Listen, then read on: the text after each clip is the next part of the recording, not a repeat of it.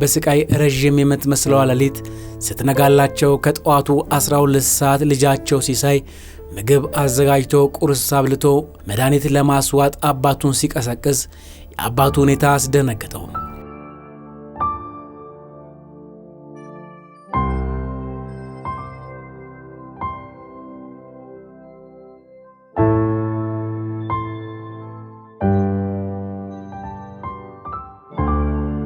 ሆኖም ሲሳይ ግራ እየተጋባ እንደምንም ቁርስ ካበላቸው በኋላ የተለመደውን መድኃኒት በታዘዘላቸው መሰረት ደግሞ ሰጣቸው።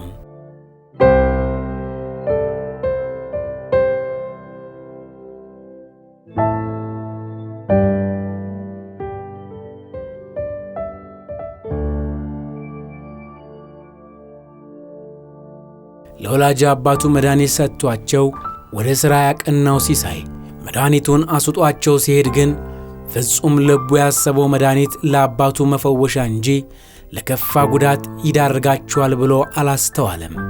ሲሳይ ምንም እንኳን ወደ ሥራ ቦታ ያቀና ቢሆንም የአባቱ ጉዳይ ውስጡን እያስጨነቀው ሥራውን በአግባቡ መስራት አቃተው።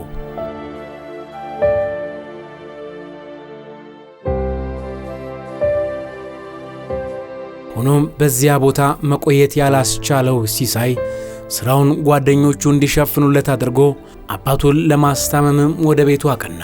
ሲሳይ የእህት ወንድሞቹን እርዳታ ሳያገኝ ሥራውን እየበደለ ከአንድ አባቴ አይበልጥብኝም በሚል እሳቤ ሳይሰለችና ሳይታክት ከሁሉ በፊት አባቱን አስቀድሞ ነው ወደ ቤቱ የሚገሰግሰው።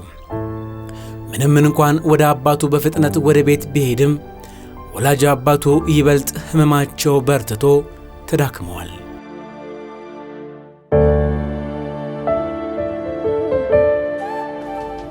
ታዲያ ዘውትር አባቱን ማስታመም የማይሰለቸው ሲሳይ በፍጥነት ከአንድ ቀን በፊት ወደ አከማቸው ዶክተር ጋር ሲቀርብ ግን ዶክተሩ ባየው ነገር እጅግ ግራ ተጋባ። ይህ ዶክተር ግራ ያጋባው ዋነኛው ምክንያት እሱ ያዘዘላቸው መድኃኒትና እሳቸው ሲውጡ የነበሩት መድኃኒት ፍጹም የተለየ ሆኖ ስላገኘው እጅግ ተደናገጠ። በመሆኑም እሳቸው ሲወስዱት የነበረው መድኃኒት እሱ ካዘዘላቸው ጋር ምንም እንደማይገናኝ ለሲሳይ ይገልጽለታል።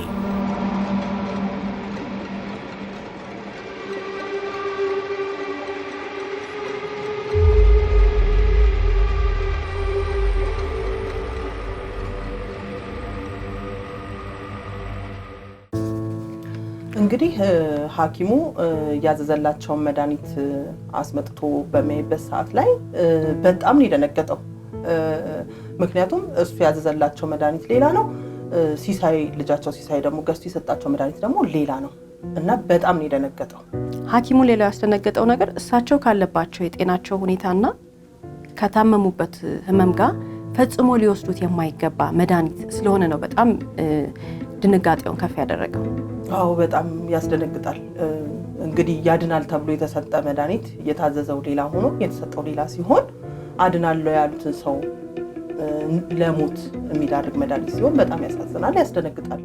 የኋላ ኋላ በስተት የወሰዱት መድኃኒት የከፋ ሁኔታ ላይ እንዲገቡ እንዳደረጋቸው የተረዱት የሕክምና ባለሙያዎቹ የሲሳይን አባት ካሉበት ሁኔታ ለመታደግ መረባረብ ጀመሩ።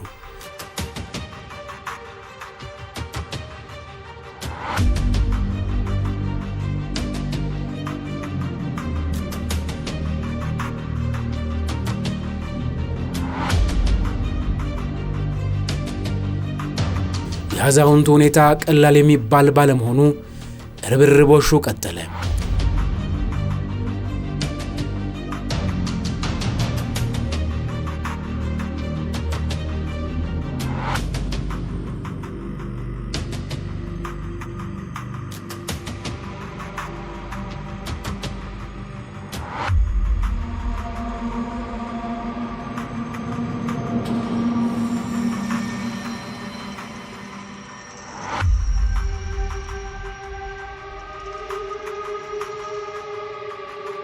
ምንም እንኳን የነፍስ ማዳን ሥራውን ዶክተሮቹ እያከናወኑ ቢሆንም የልጃቸው ሲሳይ ጭንቀት እየጨመረ መጣ። ምክንያቱም ትላንትን አገግመውለት የተደሰተ የነበረ ቢሆንም ምንም ሳይቆይ ይህ ጉዳይ በመከሰቱ ደስታው ቅጽበታዊ ሆነበት።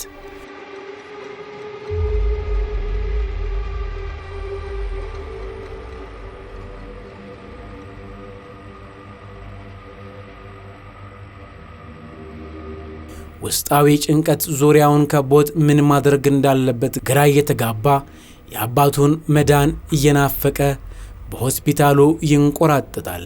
ሆኖም በዚህ መልኩ በፍርሃትና በውጥረት የአባቱን ሁኔታ ከዶክተሮቹ ለመስማት በጉጉት የሚጠባበቀው ሲሳይ ሰዓታት በተቆጠሩ ቁጥር ጭንቀቱ ከመጀመሪያው እየበረታ መጣ።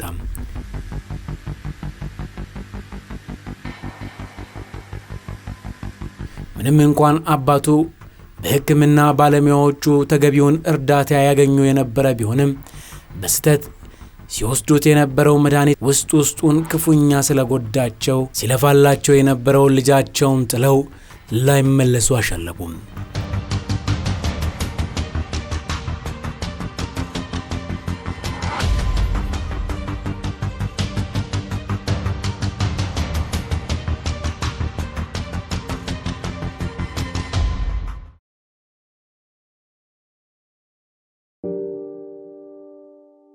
አባቱን በሕይወት ለማቆየት አለኝ የሚለውን ሁሉ መስዋዕትነት የከፈለው ሲሳይ ትዳሩን፣ ገንዘቡንና ወጣትነቱን አሳልፎ ቢሰጥም አባቱን ለማዳን አለመቻሉ መሪር ሐዘን እንዲገጥመው ምክንያት ሆኖታል።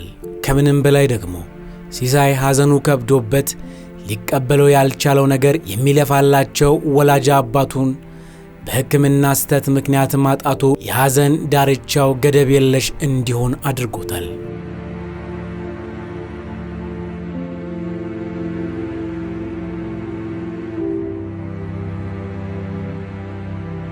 ሆኖም አባቱን በሕክምና ስህተት ምክንያት በማጣቱ ውስጡን ሰላም የነሳው ሲሳይ ፖሊስ ዘንድ ቀርቦ ሁኔታውን ለመርማሪ በዝርዝር አስረድቶና የፖሊስ ምርመራ ሂደት ወደ ፍጻሜ ከመምጣቱ በፊት ከሲሳይ ቃል በመነሳትና በዚህ መድኃኒት ቤት ጥቆማውን በመስጠቱ ነገሩን በጥልቀት የተከታተለው መርማሪ ፖሊስም የመድኃኒት ቤቱ ባለሙያ መድኃኒቱን ሲሰጥ የተሳሳተ መሆኑን ተረጋገጠ።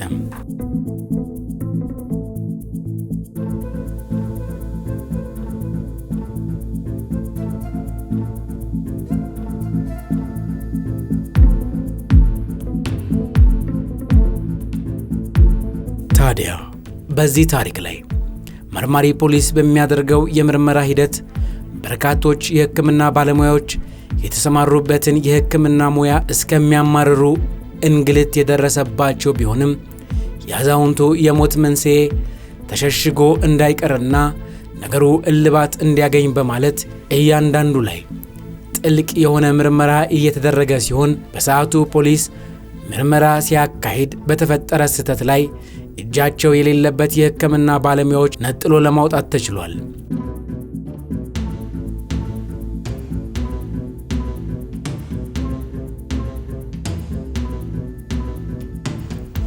ምንም እንኳን የምርመራውን ሂደት በሆስፒታል አስተዳዳሪ፣ ሐኪሞች፣ የላቦራቶሪ ባለሙያዎች እንዲሁም ደግሞ ነርሶች ጨምሮ በአጠቃላይ ነፃ የወጡ ቢሆንም በሰዓቱ ግን አድካሚ የምርመራ ጊዜያቶችን አሳልፈዋል። ፖሊስንም የመድኃኒት ባለሙያው ሥራ ትኩረት እስካደረገበት ሰዓት ድረስ አዛውንቱን አሟሟት በተመለከተ ስር የሰደደ ሥራን ሲሰራ ከቆየ በኋላ የዚህን የወንጀል ቁልፍ መፍቻ ባያገኝም አዛውንቱን የተሳሳተ መድኃኒት ሰጥቶ የሞታቸው ሰለባ የሆነው ግለሰብ ለፍርድ ማቅረብ በሰዓቱ አልተቻለም።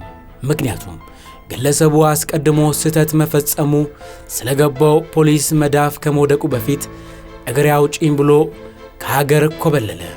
ምንም እንኳን ከሕግ ተሸሽጎ ከሀገር የወጣው የመድኃኒት ቤቱ ባለሙያ አይደረስብኝም በሚል እሳቤ ቢኖረውም ሁሌም ለጀመረው ምርመራ ከዳር ሳያደርስ ችላ የማይለው ፖሊስ ግን ግለሰቡን በኢንተርፖል አማካኝነት ወደ ሀገር ውስጥ እንዲመለስ ለማድረግ ስራውን በትጋት በመስራት ላይ ይገኛል።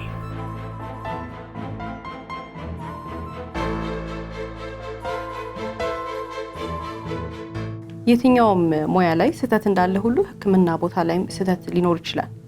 የህክምና ስተትን ትንሽ ለየት የሚያደርገው ነገር ያው የሰው ነፍስም በውስጡ ሊያልፍ ይችላል በሚል ግምት ነውና ከማንኛውም የሙያ ስተቶች የህክምና ስተት ትንሽ ሰውን ያስደነግጣል። በርካታ የህክምና ስተቶች ዓለም ላይ አሉ። ነገር ግን በባለሙያው ብቻ መፍረድ በጣም ይከብዳል። እያንዳንዳችን ምን አይነት ጥንቃቄ ማድረግ አለብን ብለን በምናይበት ጊዜ ለምሳሌ አሁን የስም መመሳሰል በሐኪም ቤት ውስጥም በመድኃኒት መሸጫ ቦታ ችግር ሊፈጥር ይችላል። በስም መመሳሰል ምክንያት እኔ ነኝ የተጠራሁት እኔ ነኝ ሐኪሙ ጋር መቅረብ ያለብኝ ብለን ማጣራት ያለብን ሁኔታ አለ። ኤክስሬ ማያስፈልጋቸው ሰዎች ኤክስሬ ሊወስዱ ይችላሉ። የማይገባ መድኃኒት ወደ ቤታችን ይዘን ልንሄድ እንችላለን። ስለዚህ ስማችን ሲጠራ በትክክለኛ እንደሆነን ማረጋገጥ መቻል አለብን። ያው ለራሳችን ኃላፊነት መውሰድ መቻል አለብን ነው። በባለሙያው ላይ ብቻ መጣል የለብንም ነውና አሁን ሌላው ደግሞ የመድኃኒት አጠቃቀማችን አሁን መድኃኒት ይታዘዝልናል ከዶክተሩ ጋር ያንን ወስደን ከመድኃኒት ቤት እንገዛለን። በምንገዛበት ሰዓት ላይ አንዳንድ ዶክተሮች አሉ በጣም ኃላፊነት የሚሰማቸው ዶክተሮች ስለ መድኃኒቱ አይነት ሁሉ ይነግራሉ። የሚወሰደው መጠን ሁሉ የሚነግሩ ዶክተሮች አሉ። እኔ ያውቃለሁ እንደዛ አይነት ዶክተሮች እንዳሉ። ግን በአብዛኛው ዶክተሮች ትዕዛዟን ብቻ አዘው መስጠት ነው። ብዙዎቹ ካላቸውም ጊዜ አንፃር ሊሆን ይችላል አለማዳበርም ይሄንን ነገር ያው ፋርማሲስቱ ይወጣዋል መድኃኒት ቤቱ ደግሞ የራሱ ስራ አለው ብለውም ስለሚያስቡ ሊሆን ይችላል። ግን ያ ነገር ለማን ነው የሚጠቅመው? መድኃኒቱን እንድናቀው ሆኖ ስንሄድ መድኃኒት ቤቱ ጋር የሚሰጠን መድኃኒት ይሄ አይደለም የማለትም ነገር እንችላለን ማለት ነው። ይሄ ለኔ ታዘው እንዲህ አይነት አይደለም ዶክተሩ የነገረኝ ይሄ አይደለም የማለት የማገናዘብ ትክክለኛ ነው ወይ የማለቱን ነገር መስራት እንችላለን። በተጨማሪ ደግሞ መድኃኒቱ አወሳሰዱ ላይ የመጠኑ የሰዓቱ አወሳሰድ ይነገረናል። አንዳንድ ጊዜ በቃል የሚነግሩ የመድኃኒት ቤት የሚሸጡ መድኃኒቱን የሚሸጡ ሰዎች አወሳሰዱን በቃል የሚነግሩ አሉ። ብዙ ጊዜ ሊረሳ ይችላል። 2-3 መድኃኒት ይሄን ጠዋትና ማታ ሲባል አንዱ ሌላው ደግሞ በቀን 3 ቢባል በቀን 3 የተባለውን 2 ወስዶ ያኛውን ደግሞ 3 ሊወሰድ ይችላል እና ይሄ ራሱ በጣም ጥንቃቄ የሚፈልግ ነገር ስለሆነ ለራሳችን ኃላፊነት መውሰድ አንድ መድኃኒት ቤት ያንን ቼክ አድርገን ከሆነ ገብተን ደግሞ እኛ ብንችል ማንበብ አለ ሁሉም አወሳሰዱ መጠኑ የእድሜ መጠን ስንት ሊወሰድ እንደሚገባ አለው ውስጡ። ስለዚህ ያንን የማነጻጸር ስራ ብንሰራ ማንችል ከሆነ እኛ ደግሞ መረዳት አቅም ከሌለን ደግሞ ሊያስረዳን የሚችል ሰው መፈለግ በተጨማሪ እርግጠኛ ለመሆን ምክንያቱም ህይወት ነው።